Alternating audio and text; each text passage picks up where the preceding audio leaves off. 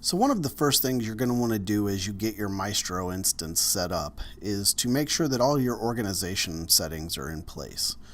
So we want to come down to the hammer and wrench icon, and you'll see that we've got a lot of options right from the start. So we've got our community name, and again, this is not our geographic community name of Quincy, Illinois or Fort Myers, Florida. This is what your organization goes by in your community. So if you're known as the district or downtown Quincy or whatever that moniker or name is that most people call your organization, that's what you want to put in this name box.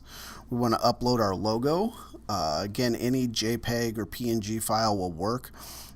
Preferably horizontal logos if you have an option. Vertical will work, but horizontal do look just a little bit better when we get into the reporting. And then we want to make sure that all of the information here carried over correctly from our sign up process. We've got MailChimp and Constant Contact integrations now that we're very excited about, and to know more about those, I would encourage you to watch either the onboarding 101 session or the MailChimp and Constant Contact tutorial. Once we've done that, we can come down and look at some of these other things that are important for the settings for our organization. So we're actually going to work from the bottom up and start with our property options.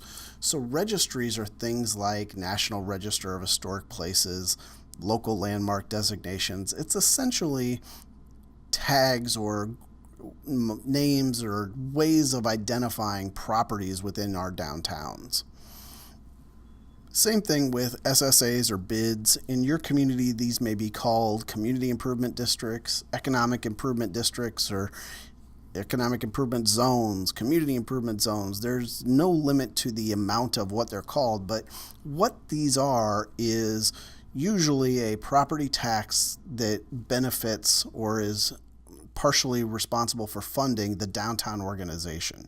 And so this is where we would attach those, and we can create as many as we want, and then we attach these to the various property profiles.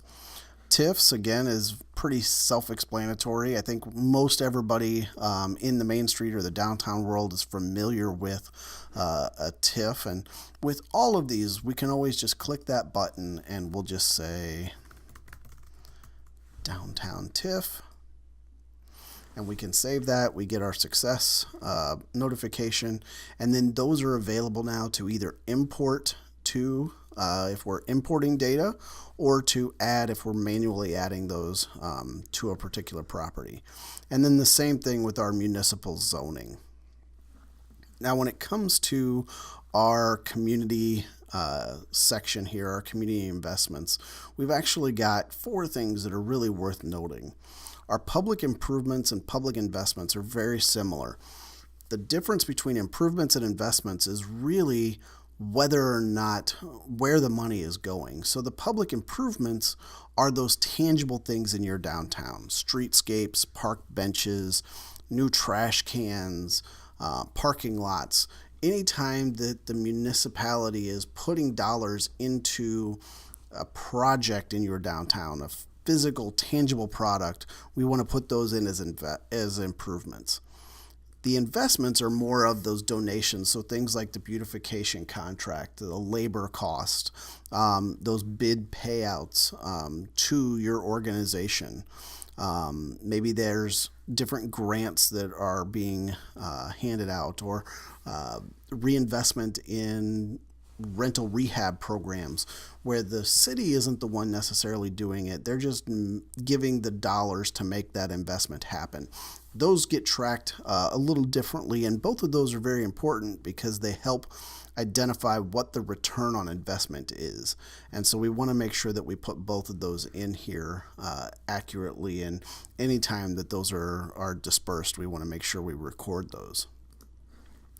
Our parks section, again, another new feature for Maestro, the ability to kind of track and record those public parks and what amenities are in which park, where they're located. We can put in the longitude and latitude and track all of those, so that, again, we've got that record and we've got that ability to report. And then another great requested feature is our public parking. So we have the ability to put in all of our parking lots, all of our on-street parking that is city controlled or public. And now we have the ability to put in the number of spots, our rates, and be able to track those separately from the private spots.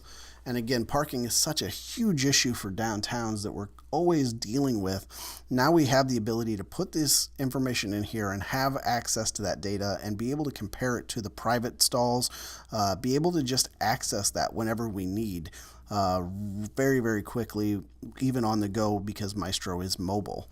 And again, we can always click, once we have those coordinates plugged in, we can click view on the map, and now we actually get our view of where this lot is. So very helpful as we're going along and doing everything. These next couple of sections here, there's specific involvements or specific tutorials for each of these, both the involvements and the donations. So I would encourage you to watch those if you've got questions about them.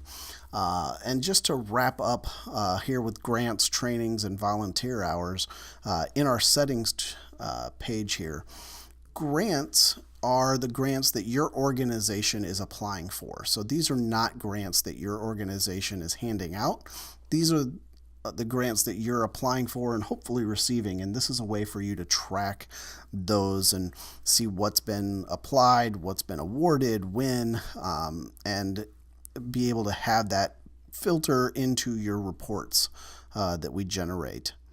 Same thing with trainings. This is just a way to track who, what, when, where, why on the training end, and to have those feed your reports, which we know are very helpful for coordinating programs and for certain grants, or certain city councils want to see what you're doing to continue your education for downtowns, and so it's very helpful to have those. And finally, the ability to add bulk volunteer hours. We can always go to an individual property, or profile, I should say, or you can have the volunteers add their own time through the task manager and the work plans. But if you needed to add bulk hours to, say, a group of people, this is a great way to handle that. And so we can come in and say, you know, these handful of people were all here for an hour and a half, and maybe it wasn't today, maybe it was last Thursday, and I'm finally getting around to putting things in. And this was for a foundation board meeting.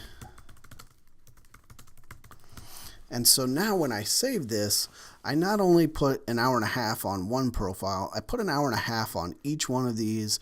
It's tagging the involvement, and so I can search by the involvement, I can search by the individual, I can search by the date, and it allows me to quickly add that volunteer time across multiple profiles without having to go in and edit each one of those individuals.